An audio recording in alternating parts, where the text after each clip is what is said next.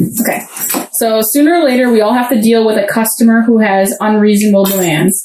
Think of a time when you had to handle unreasonable requests. What did you do? Okay, so when I worked in customer service in the parts and warranty department at Ashley Furniture, we would get a lot of demands from people, upset customers who wanted their stuff now, or they couldn't find it. They were supposed to get it and they hadn't received it yet, so you have to investigate that and see if the package was lost, because sometimes packages get lost in transit, and if that is the case, but you are able to tell when you are tracking it through UPS or FedEx or DHL, then it was my job to make sure that that part got sent out to that day, depending on the time of day, or the next day, and they got it as soon as possible.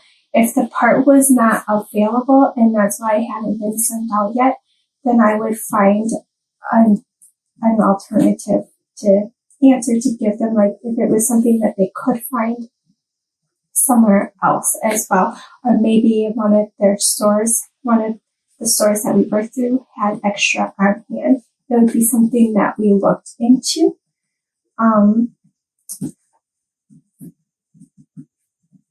Trying to think of. So when I worked through the maintenance department, another thing I would say is, like for the purchase request orders,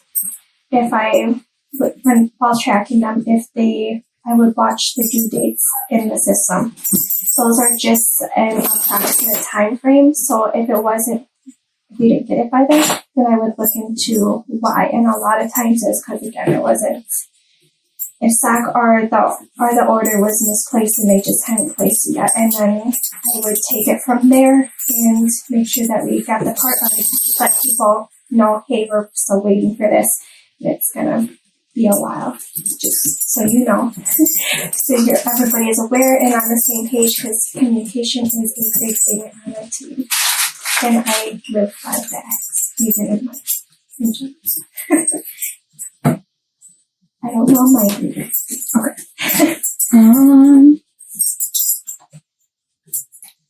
Sometimes we have to make decisions very quickly. Tell me about a time when you made a decision too quickly. Too quickly. Fun committee. I like to be on top of things and know what's going on and make sure that everybody is on the same page.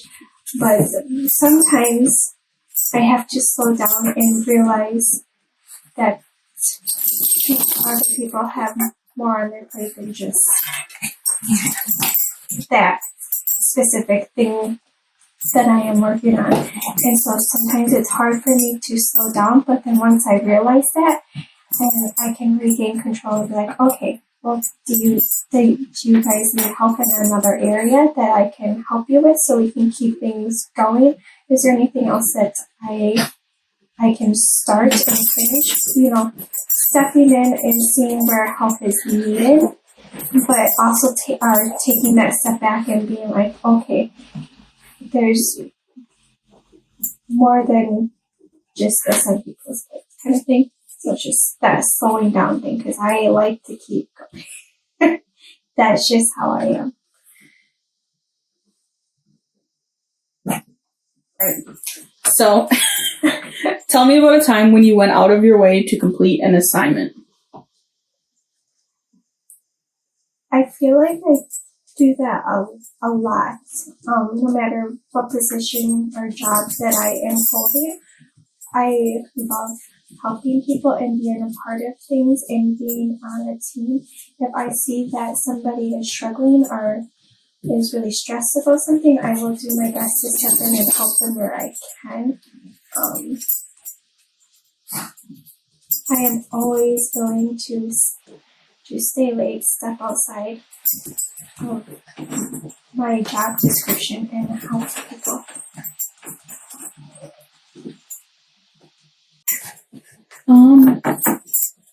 Tell me about a time you needed to gain commitment from a group or team to complete a task, project, assignment. What went well? What difficulties did you have? So I'll use our fun committee again. So the fun committee in the beginning, we knew what we wanted to get out of it.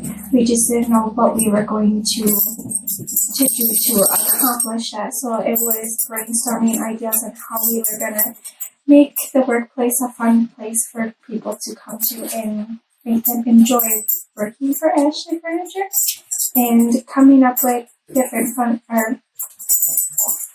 things that were budget friendly for Ashley Furniture, as well as fun and heartwarming for the employees. So whether it was just greeting them at the door and giving them that piece of candy, or doing those fun contests, it was just something. And being out on the floor and saying hi to everybody and just engaging and interacting. But you also have to be able to set that time aside to do that, because you have other job duties that need to be done as well. So it was a time management thing and priority thing as well. And sometimes that means staying late, and that's something that I never minded doing, ever. Do I have the question? Okay. What have you done to make your department, group, team more efficient or organized? Give me an example. For the maintenance department that I worked for, I actually created a OneNote maintenance admin manual that I placed in the network folder so that it can be accessed anywhere, no matter where they are, but just so that the guys and the maintenance manager knew that was available for them if they had questions on how to do something when I was gone, when it comes to the computer work. And the OneNote was sectioned off into chapters, and each chapter had its own sections. Plus, with OneNote, you can search by keyword, so it made it easy. I felt like, and that it was easy to be accessed. I also help them with any job duties that did not require licensing or being certified to do. So even if it wasn't office work, I would still help them do some of their job duties when things were busy or they were short-handed. I did part-times for them as needed. For customer service, I was always willing to stay late and pick up other people's job duties if they were struggling. Because we are a team. And if one suffers, the whole team suffers.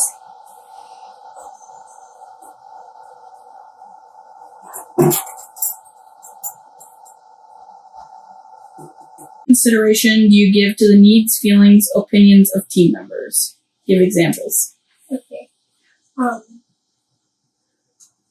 I try to be very open-minded and to consider everybody's feelings and thoughts on whatever it is that we are working on, because once again, we are a team, and in order for a team to work out, everybody has to feel like they're a part of that team, and feeling a part of that team means making sure that their thoughts and what they have to say are included, and not just listening to what they have to say, but actually, okay, yeah, that's a good idea, let's try this. Okay, that's not because of, whatever it may be. And that was one thing that I really liked about working on the fund committee, is that we would have all these great ideas popping up, but sometimes you're like, oh, I don't really know how well that's going to play out, or that's going to be more expensive than we thought.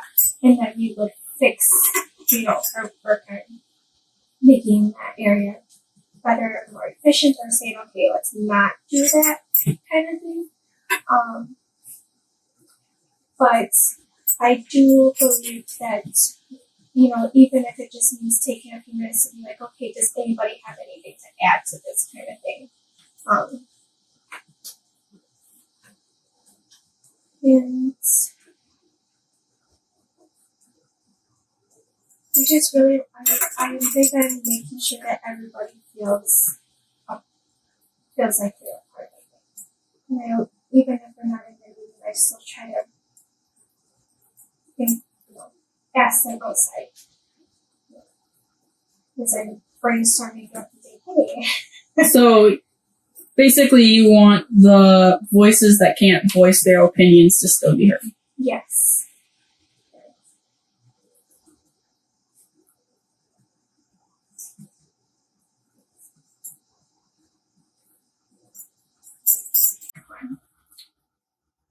You want me to read it again? That's fine. Tell me about a time when you were really busy or under a lot of pressure to finish an assignment at work. What action did you take to ensure that safety was not compromised?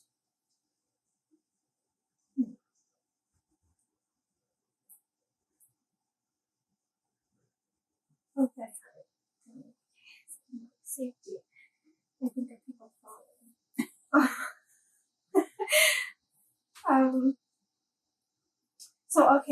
So working for the maintenance department, even though there were times that I had a lot on my plate or there's a lot of things that I was trying to complete and the maintenance department themselves were just generally really busy at that time, I still always made sure or tried to make sure that the upstairs parts room was clean and especially on the floor swept up because with the dust and the metal it gets really slippery and it's easy to slip and fall.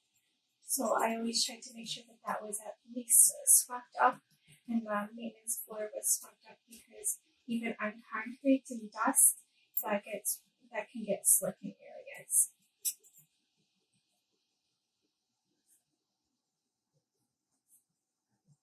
The surfaces may not have those, but floors were.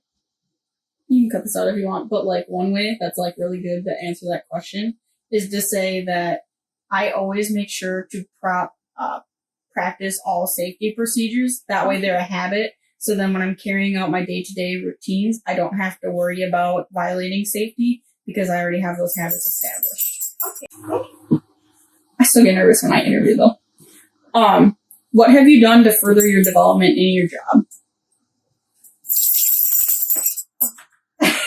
Well, okay, my career life, because I am working on my associate's degree in digital marketing, which I have a planned graduation date as of right now, fall of 2020. I will have my degree, and if possible, I do plan on continuing on to possibly my bachelor's degree. I will also not only be graduating with a associate's degree, but I will also be graduating with multiple certificates in the marketing world within Google and also HubSpot as well. Applications will be done for school purposes and ones that I feel will benefit me in the marketing world as well. How would you define leadership? I would define leadership as guidance because you don't want to. I feel like true leadership is not about controlling what everybody is doing, but giving them the opportunity to do different things and then help guide them through those things. That's what I really like about being on a marketing team, what I think I would really like about being part of a marketing team is helping guide people through the different projects that we are working on in different areas. It's not about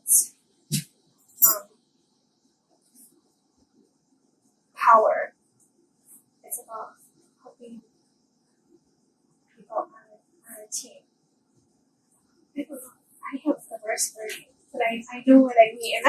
I just don't know how to say it.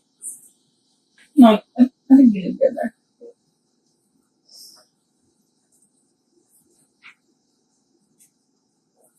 Tell me about a time when you had to mediate a discussion among people who were in conflict. How did you prepare? What did you do? I can't really use the parts department because we all work so well together. The maintenance team? Gosh, I don't know. My distance when the guys are there. Can you read it one more time, please? Tell me about a time when you had to mediate a discussion among people who were in conflict. How did you prepare? What did you do? And I know you have to mediate conflict all the time with your kids, so that you can use that as an example. So I don't have to use it. Okay. Mm-hmm. When it comes to mediating conflict I would separate them so I could talk to them individually to get both sides of the story, and then bring them together as a group discussion and figure out how we could. What is the word I'm trying to think of? How we could resolve the conflicts that are happening. What actions is setting the other person off, and why are those actions being done? So you don't just want to hear about who's setting what up, but you want to hear the story behind it as to, well, why is that? Because there's always a reason to why people are reacting the way they are. And it may not always be, what you think that it may be something that's going on personally that's affecting them at the workplace.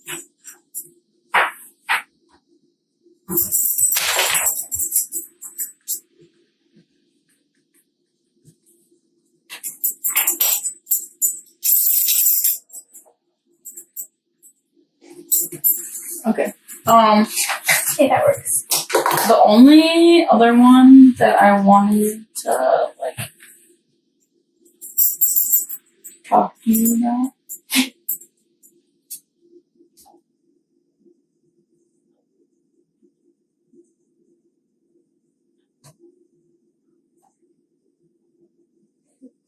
Okay, so when I asked you the question, did you tell me what a time when you need to gain commitment from a group or team to complete the task or project? You didn't tell me why you needed to gain the commitment. So you basically just went around the question, which is fine, but you never directly answered my question. So why would So tell me a time that you needed to gain commitment, and you just told me about the group and the projects that we did. You didn't tell me why. So when you're answering questions, just make sure you circle back to what the actual question was. It's good to give a big backstory, but then you got to make sure you answer the question. So sometimes when you're done, you can be can you repeat the question for me? I want to make sure I answered it. Okay. Yeah. So yeah, you can do that, but you just missed what the actual question was. Yeah, I did. Why though? That's hard. I mean, how do you gain commitment from a group or a team? How do I gain it? Yeah. By showing interest that I'm there, that I'm available. Just say, is there anything that I can do? Is there anything that you guys? That's my way of gaining commitment. Asking where I can help, areas that I can help in. One good thing for that is tell them right away why we're doing it. Why are we doing this project? We're doing the WFC so we can keep our employees here, have better retention, have more fun at work. Because then everyone has a more vested interest in completing the goals. That makes sense. That's good. And is there anything else that I could look at? Other than just be more confident, all the answers you gave me were really good, but you seemed unsure of them. You know what I'm saying? You were answering them very well, but the way you were answering it like a question. So you were answering it I think this is what I would do, but you want to be like, this is what I did, this is what we did. So more direct. Yeah, some more like direct and Yeah. Okay. Don't question it so much. Okay. Yeah. I'm really bad at interviews. No, a lot of people are.